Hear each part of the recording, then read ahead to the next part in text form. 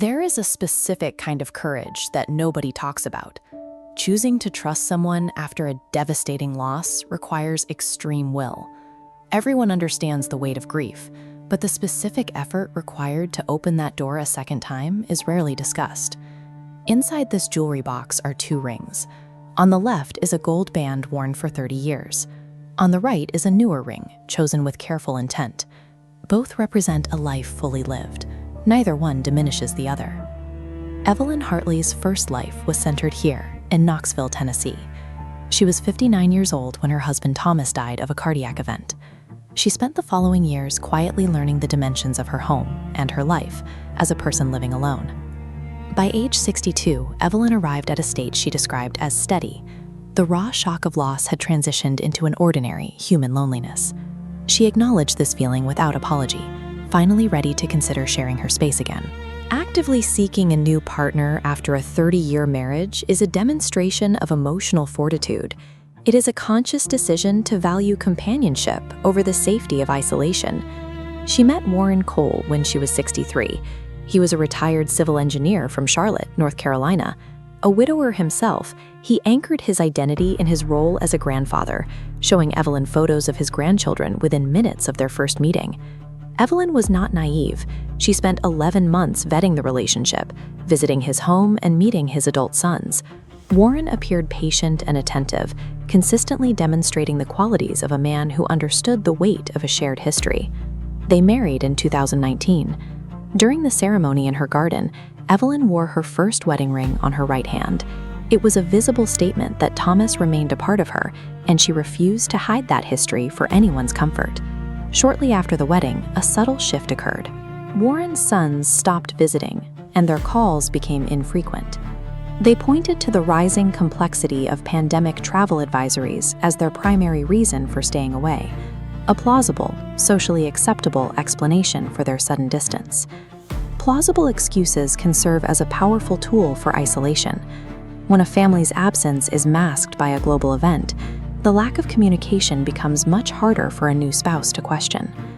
In 2021, Warren requested $15,000 from their joint account. He told Evelyn his son Daniel was facing a financial crisis and needed an immediate lifeline. Evelyn, trusting her husband, agreed to the transfer. The requests grew in 2022. Warren asked for $22,000 more, claiming both of his sons were now struggling. Evelyn said yes again, believing that supporting family during a difficult period was a core value of their marriage. The situation changed during a 2023 visit from Evelyn's daughter, Kate. As an accountant with 20 years of experience, Kate began asking pointed questions about the structure of the joint accounts. She asked to see the statements. The $15,000 and $22,000 transfers leave the joint account, bypass the sons, and deposit into Warren's solo account.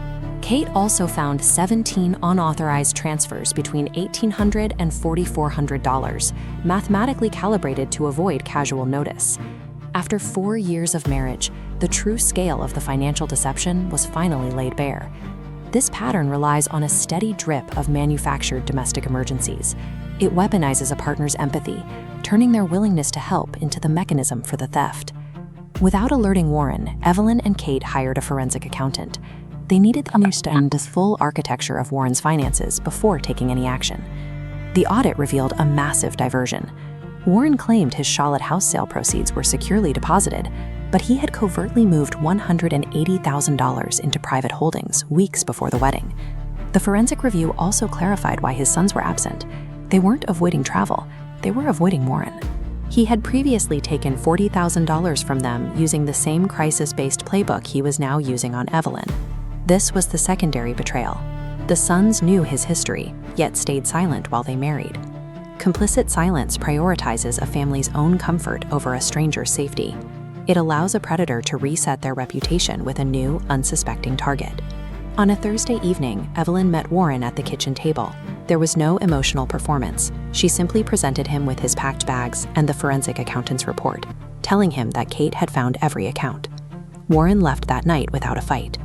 When the math finally catches up to a lie, a person with his history understands that the opportunity is over. Evelyn utilized Tennessee's status as an equitable distribution state. Her attorney used the evidence of financial misrepresentation to systematically target Warren's hidden assets during the divorce. The court proceedings concluded with a significant victory. Evelyn successfully reclaimed her stolen funds, covering the diverted house proceeds and the unauthorized joint transfers. Personal boundaries are only effective when backed by a willingness to enforce them. Evelyn used the cold leverage of the law to dismantle the deception.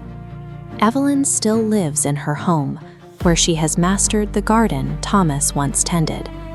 She spends her Wednesday afternoons teaching piano to adults who are finally making time for the music they always wanted to learn.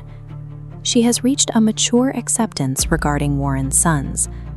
Their silence is a moral burden they carry. She decided it is not hers to resolve. She continues to wear her first wedding ring on her right hand.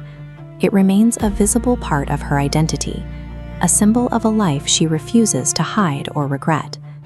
When asked if she regretted the marriage, Evelyn offered a defining perspective. She offered a final, definitive reflection on her own character and the deception she survived. Evelyn's story shows the ultimate form of psychological resilience. She kept her capacity for warmth while maintaining the absolute strength to remove anyone who tried to exploit it.